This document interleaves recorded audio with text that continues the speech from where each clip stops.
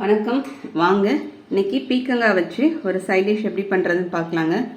Side dish பார்த்தீங்கன்னா எல்லாத்தோடையுமே நமக்கு பொருத்தமாக இருக்குங்க. தோசை, சப்பாத்தி, பூரி, ஒயிட் ரைஸ் கூட பிசைஞ்சு சாப்பிட்றதுக்கும் நல்லாயிருக்கும். அதே சமயத்தில் சாம்பார் சாதம், தயிர் சாதத்துக்கெலாம் தொட்டு சாப்பிட்றதுக்குமே ரொம்ப நல்லா இருக்குங்க. வாங்க இதை இப்போ எப்படி செய்யுதுன்னு பார்க்கலாம். இப்போ ஸ்டவ்வில் கடாய் வச்சுருக்கேங்க. இப்போ ஒரு 2 ஸ்பூன் அளவுக்கு எண்ணெய் சேர்த்துக்கலாம். எண்ணெய் காஞ்சிடுச்சு. 1/2 ஸ்பூன் கடுகு சேர்த்துக்கலாங்க. கடுகு பொரியுது. 1 ஸ்பூன் அளவுக்கு உளுத்தம்பருப்பு சேர்த்துக்கலாம். ஒரு 1/4 ஸ்பூன் அளவுக்கு ஜீரகம் சேர்த்துக்கலாம். இப்போ கடுகு ஜீரகம் எல்லாம் பொரிஞ்சு உளுத்தம்பருப்பு செவந்துருச்சுங்க. இப்போ வெங்காயம் சேர்த்துக்கலாங்க. ஒரு 2 மீடியம் சைஸ் வெங்காயத்தை பொடிசா கட் பண்ணி எடுத்து வச்சிருக்கேன். அது கூட கொஞ்சமா கருவேப்பிலை வச்சிருக்கேன், சேர்த்துக்கலாம்.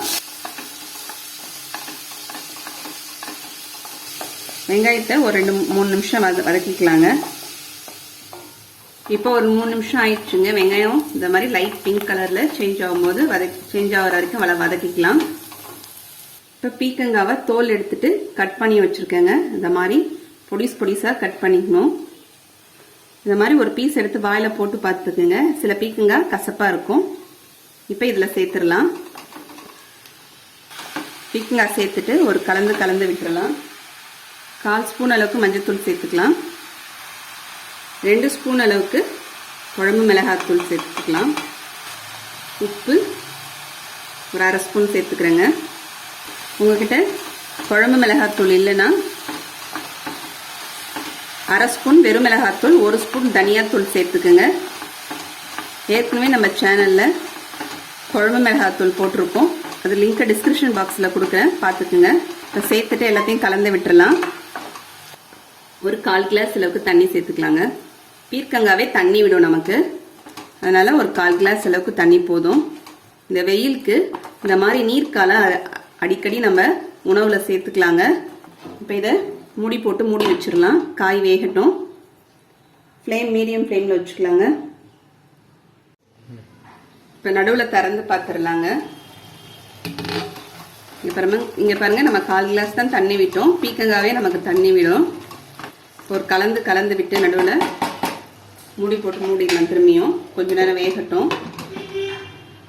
அதே மாதிரி பீக்கங்காய் வாங்கும்போது பிஞ்சு பீக்கங்காவாக வாங்கிக்கோங்க. அப்போ தான் நாரெல்லாம் இல்லாமல் இருக்கும். முத்தி இருந்துச்சுன்னா நமக்கு விதை நாரெல்லாம் இருக்கும், நல்லாவே இருக்காது. இப்போ மல்லாட்டை எடுத்து வச்சுருக்கேங்க. வெறும் வானலில் வறுத்துட்டு தோல் எடுத்துட்டு வச்சுருக்கேன். இப்போ இந்த மாதிரி இடிக்கிறதுல நம்ம சேர்த்து ஒன்றும் பாதியமாக இடிச்சுக்கலாம்.